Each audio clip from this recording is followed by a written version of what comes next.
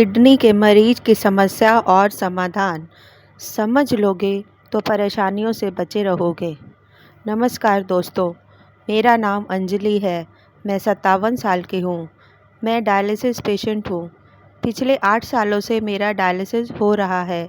एक सप्ताह में 2 बार मेरा डायलिसिस होता है। आप तो जानते ही हैं कि जब किडनी काम करना बंद कर देती है तो किडनी का काम मशीन के द्वारा करवाना पड़ता है। इसी प्रक्रिया को डायलिसिस करवाना कहते हैं, जिसमें हमारे खून की सफाई मशीन के द्वारा की जाती है। डायलिसिस करवाना कोई आसान काम नहीं है। इसके चलते कई परेशानियों का सामना करना पड़ता है। इसका मतलब यह नहीं है कि इन परेशानियों से बचा नहीं जा सकता। अगर मरीज कुछ बातों का ध्यान रखे तो ये परेशानियां मरीज का कुछ नहीं बिगाड़ सकती। मैंने भी इन परेशानियों को सहन किया है, इसलिए मैं किडनी पेशेंट की मदद करना चाहती हूँ, जिससे वो इन परेशानियों से बच सके।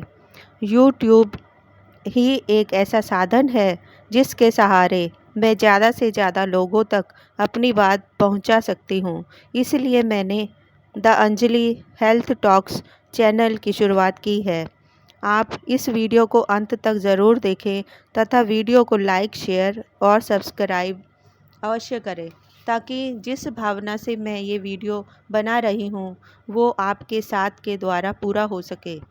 अब मैं आपको बताती हूँ कि मेरा डायलिसिस क्यों और कैसे शुरू हुआ। मेरे सर में बहुत दर्द रहता था। हर सुबह की शुरुआत मेरे सर दर्द के साथ ही होती थी। काम का बोझ अधिक था, इसलिए मुझे डिस्प्रिन की गोली लेनी पड़ती थी। कई बार डिस्प्रिन की 2 गोली लेने के बाद भी आराम नहीं आता था। तब दर्द के साथ ही काम करना पड़ता था। टेंशन और डिस्प्रिन मेरे डायलिसिस का कारण बन गए। एक बार मुझे बुखार चढ़ा। बुखार हल्का था, मैंने ध्यान नहीं दिया। जब 15 दिन होने पर भी बुखार नहीं उतरा और मुझे कमज़ोरी महसूस होने लगी और मुझे चक्कर आने लगे, तब मैं डॉक्टर को दिखाने गई। उन्होंने कुछ टेस्ट करवाने को कहा। टेस्ट की रिपोर्ट देखते ही डॉक्टर ने कहा कि किसी बड़े हॉस्पिटल में तुरंत एडमिट हो जाओ।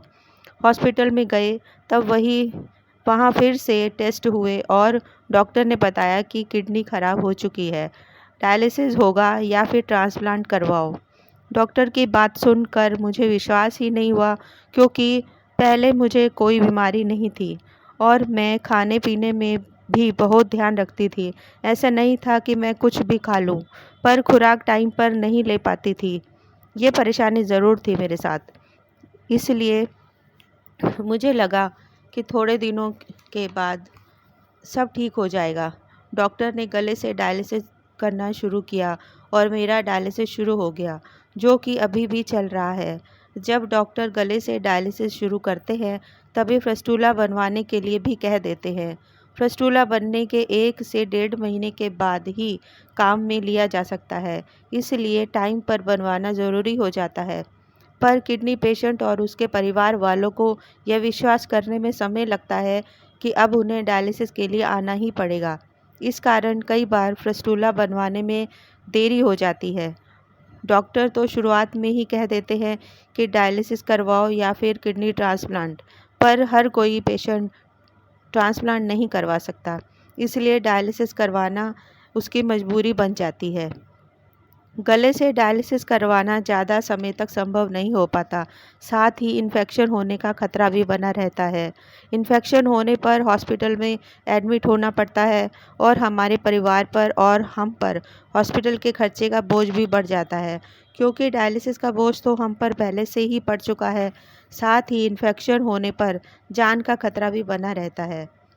इस बड़ी परेशानी से बचने के लिए हमें चाहिए कि मरीज़ को समय रहते फिस्टुला बनवा लेना चाहिए। इस बीमारी में मरीज़ का शरीर बहुत कमज़ोर हो जाता है, जिस कारण हम मरीज़ पहले की तरह काम नहीं कर पाते। इस कारण सारा बोझ परिवार को सहना पड़ता है और साथ कमज़ोरी के कारण हमारे शरीर इन्फेक्शन को भी सह नहीं पाता। इसलिए डॉक्टर की बात मानते हुए हमें मरीज़ का फिस्टुला समय पर बनवा लेना चाहिए। परेशानी के आने से पहले उसका हल निकाल लेंगे तो मरीज़ नॉर्मल ज़िंदगी जी सकता है। इस वीडियो में इतना ही। अगली वीडियो में मैं आपको आगे की समस्याओं से अवगत करवाऊंगी। आपके प्यार और विश्वास भरे साथ के साथ मैं ये वीडियो यहीं ख़त्म करती हूँ। वीडियो पसंद आए तो लाइक, शेयर और सब्सक्राइब ज़रूर कीजिएगा। इस विषय में मुझसे कुछ पूछना चाहते हों तो कमेंट कीजिए। मैं आपके सवालों के जवाब देने की पूरी कोशिश करूँगी। वीडियो को पूरा देखने के लिए धन्यवाद। फिर मिलेंगे। Bye bye. Take care.